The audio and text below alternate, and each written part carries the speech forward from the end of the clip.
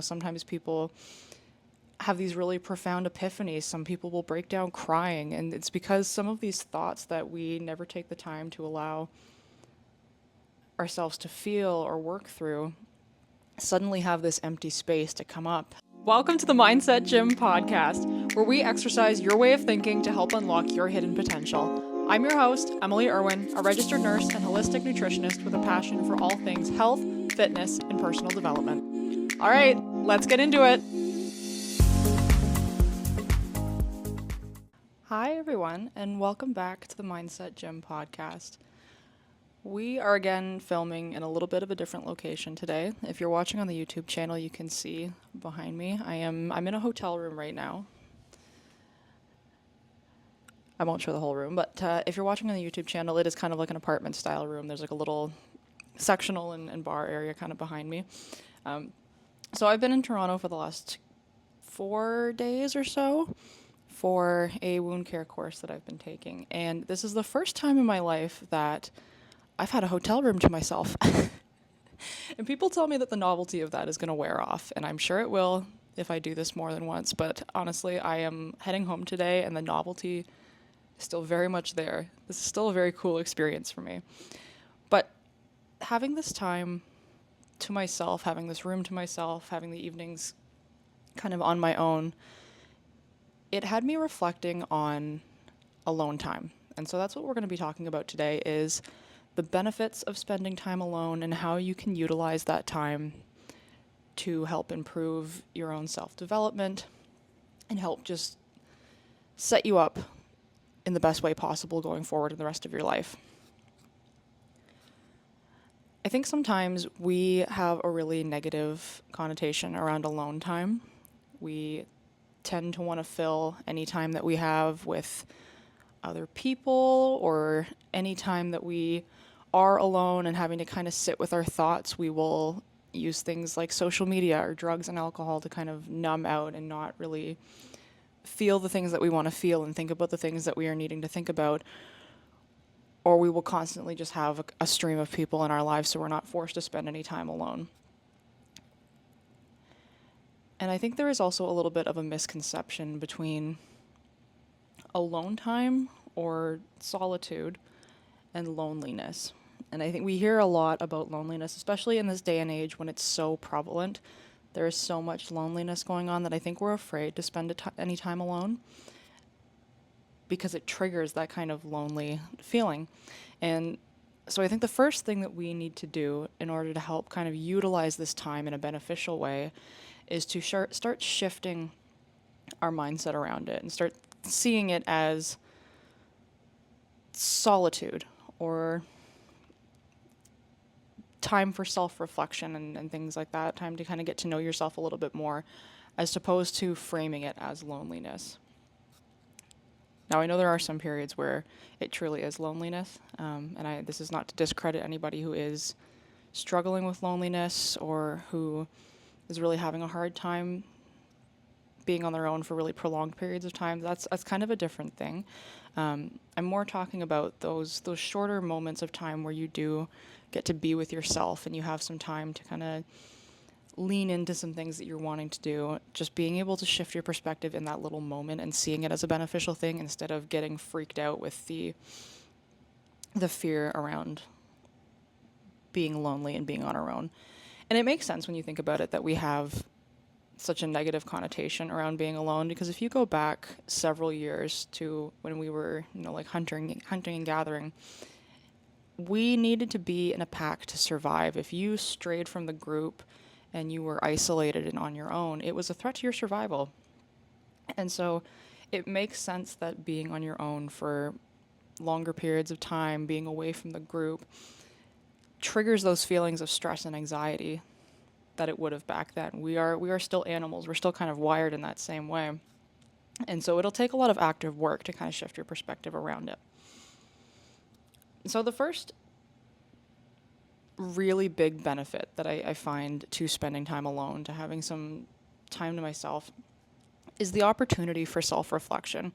It gives me time to sit with my thoughts and kind of work through them in a way that I wouldn't be able to if I was with other people or in a larger group or distracted with something else. And that time when I am just with myself is really the greatest opportunity for me to just sit and really actively reflect and let myself just kind of move through my thoughts. And I think a lot of the times we don't allow ourselves to do that, because I think when we give ourselves some time to just sit with our thoughts and let whatever comes up come up, there can be a lot of negativity, there can be a lot of stress, and so we start feeling all these negative emotions, and our immediate response is to cover it up, numb it, distract ourselves with something else. We don't want to feel these negative emotions. But some of these things that come up, if you ever want to move through them in a constructive way, you have to be willing to fully acknowledge them and move through them. There is no shortcut to get around them. You have to go through in order to get onto the other side. And so I'm going to talk about an exercise. This is something that I've actually tried before in the past, and I found this to be really interesting in the way that it prompted self-reflection. So some of you may have heard of Dr. Alok Kanogia. He also goes by Dr. K, or the co-founder of Healthy Gamer. He is a mental health advocate, and he has spoken on several platforms about this experiment where you sit and you stare at a wall for 1 hour. No phones, no distractions, no TVs. Don't fall asleep while you're doing it. But you have to just sit and stare at a wall for a full hour and just let whatever comes up come up. And he has spoken about this experiment and the fact that, sometimes people have these really profound epiphanies. Some people will break down crying, and it's because some of these thoughts that we never take the time to allow ourselves to feel or work through suddenly have this empty space to come up and be seen and be heard. And so I actually tried this experiment a while back, and it was really interesting. Mind you, it felt very long, I won't lie. It's not an easy experiment to do, but I did do this. I just set a 1 hour timer, sat in my bedroom staring at a wall, and just sat there until the timer ran out. And it was really interesting to just see the thoughts that came up and what my mind started to work through when I had all of this empty space to do it.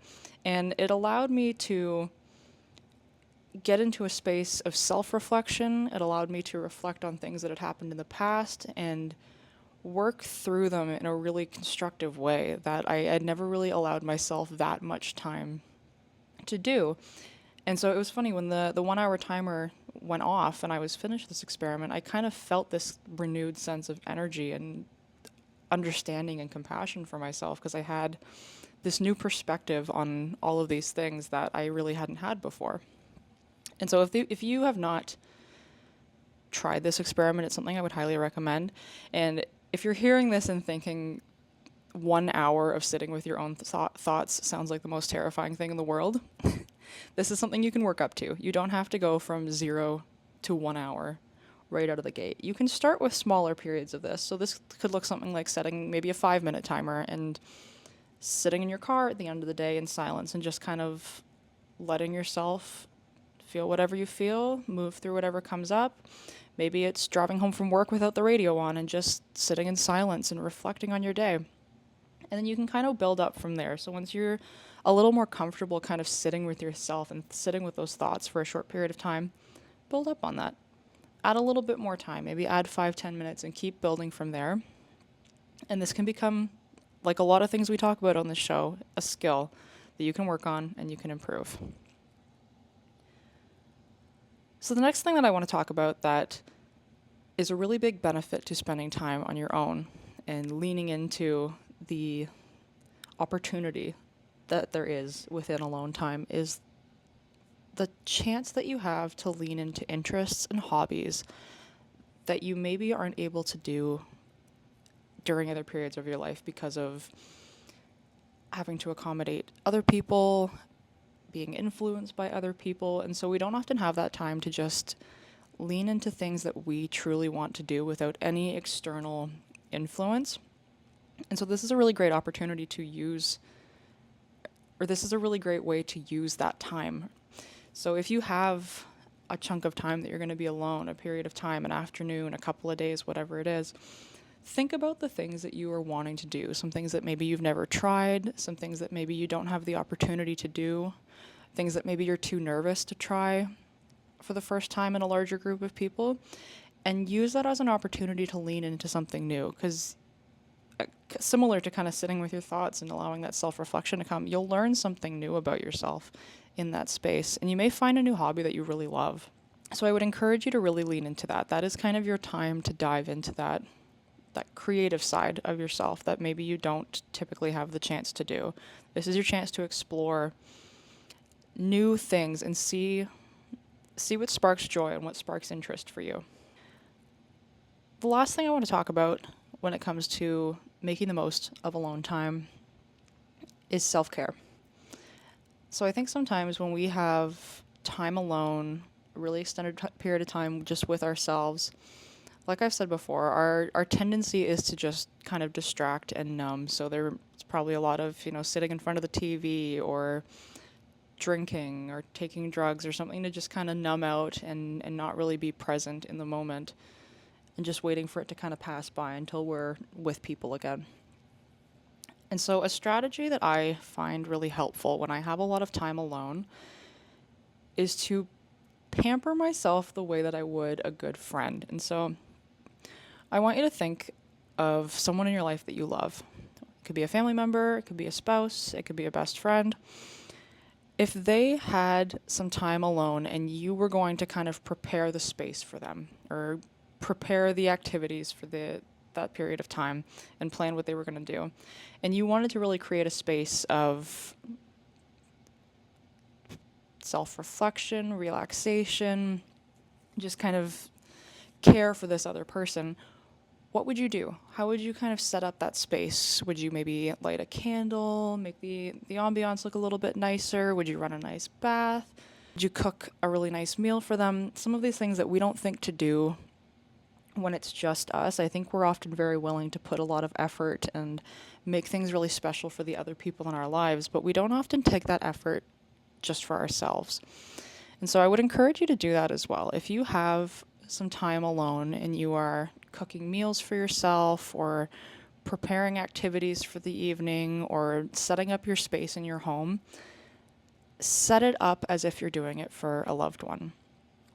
And this can kind of help reframe your mindset around how you relate to yourself and how you treat yourself in your day-to-day, because I think a lot of us struggle with how we talk to ourselves and kind of approaching ourselves and talking to ourselves with love and compassion. And so this can be kind of an easy entry point to get a little bit more comfortable with that, is putting ourselves in the shoes of someone else that we love. And it can make it feel a little bit easier to take those actions and really make this time a moment of self-care and love for ourselves. This is kind of your opportunity to show yourself some love that you don't always have the opportunity to do. So I think that's what I've got for you today. I just wanted to hop on here quick because this was an idea that I kind of had in my head that I was reflecting on as I had some more time alone the last few days than I typically do. There's a lot more benefit and growth and reflection to be had in those moments of solitude than we give credit to. And so I would encourage you to look for those moments, to use them as a tool, to use them as an opportunity to kind of fuel your personal growth and get to know yourself a little bit more. And so even if you don't have the opportunity to be alone for more extended periods of time, maybe you're raising a family, maybe you have a really demanding job that requires you to be with people all the time, looking for ways to kind of carve out small moments of time where you can kind of sit and be with yourself, even if it's just, 5 minutes here and there, to just sit in silence and let your thoughts kind of come up as they need to. There's a lot of benefit in just giving yourself that space and giving yourself that time and really leaning into the curiosity of getting to know yourself and taking care of yourself in this way. All right.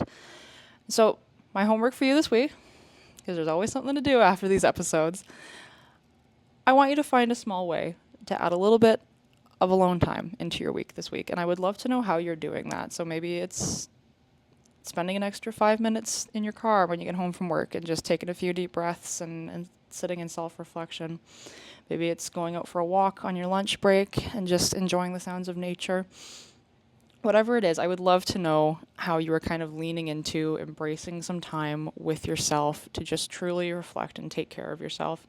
So you can let me know either in the comments below, or you can share it on Instagram and tag me at Mindset Gym Pod and let me know. I would love to celebrate and hear what you are doing to kind of implement this into your day to day. And if you're still here, thank you so much for tuning in, and I will see you in the next episode. If you like the show, don't forget to like, subscribe, leave a review, or share the show with a friend.